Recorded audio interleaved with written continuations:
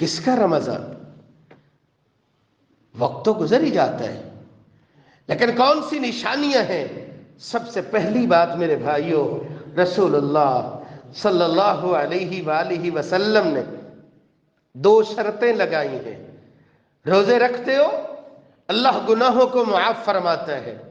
تراویح کا اہتمام کرتے ہو، قیام کرتے ہو، اللہ گناہ معاف فرماتا ہے۔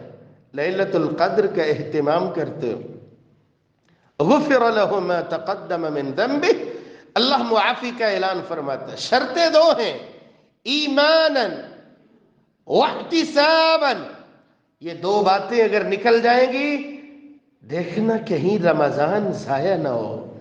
پہلی شرط ایمانا، ایمان ہونا چاہیے۔ ایمان کی جب تعریف دیکھتے ہیں تو دل کو راحت تو ملتی ہے نا، میں اللہ کو ماننے والا ہوں۔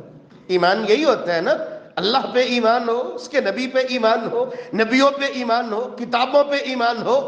دنیا عارضی ہے، جنت اور جہنم پہ ایمان ہو، دل راضی ہوتا ہے۔ میں مانتا ہوں خالق بھی اللہ ہے، مالک بھی اللہ ہے، رازق بھی اللہ ہے، داتا بھی اللہ ہے، بگڑی بنانے والا بھی اللہ ہے۔ لیکن یہاں اس بات کو بھی میرے بھائیوں یاد کیجئے، نبوت والی زبان سے رسول اللہ صلی اللہ علیہ وآلہ وسلم نے فرمایا، صحیح ترغیب و ترہیب میں 2562 نمبر روایت، لیس المؤمن الذي یشبع وجارہ جائع، وہ شخص کامل مومن نہیں ہو سکتا۔ کون کہہ رہا ہے؟ محمد الرسول اللہ صلی اللہ علیہ وآلہ وسلم۔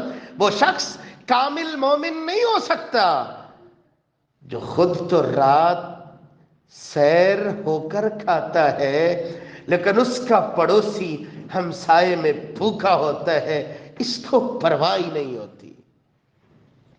اپنی زندگی ہے، اپنی دنیا ہے۔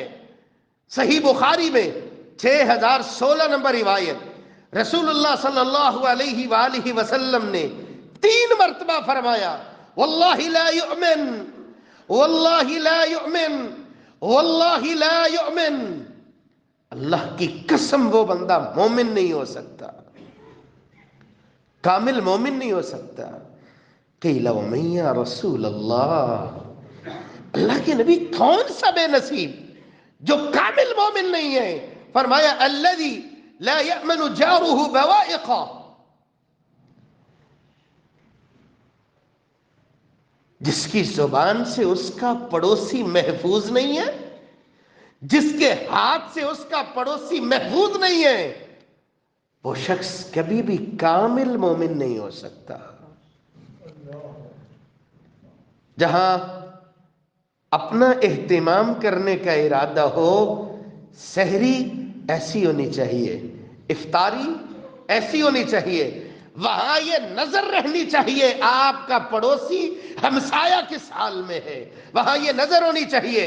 رسول اللہ صلی اللہ علیہ وسلم نے فرمایا تھا، لا یؤمن احدکم حتی یحب لأخیہ ما یحب لنفسہ، اس وقت تک کوئی کامل مومن نہیں ہو سکتا جب تم اپنے بھائی کے لیے وہ پسند نہیں کرتے جو آپ اپنے لیے پسند کرتے ہو۔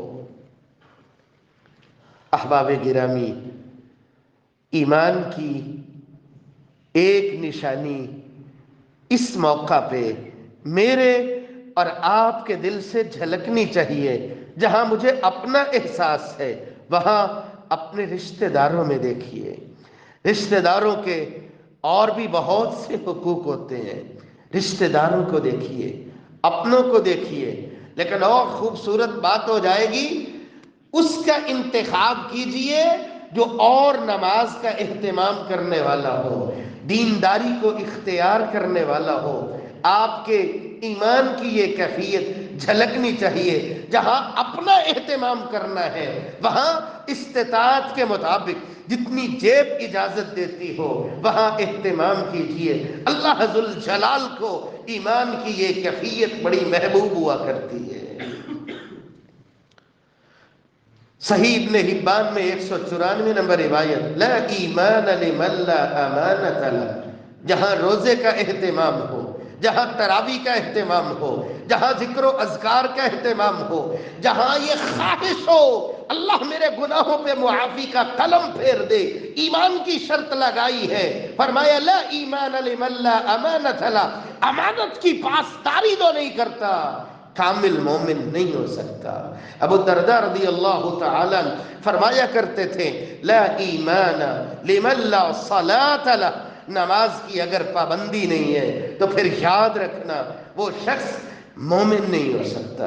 الہ العالمین مجھے اور آپ کو یہ توفیق نصیب فرمائے، یہ جذبہ نصیب فرمائے کہ ہم ایمان کی فکر کرنے والے بن جائیں۔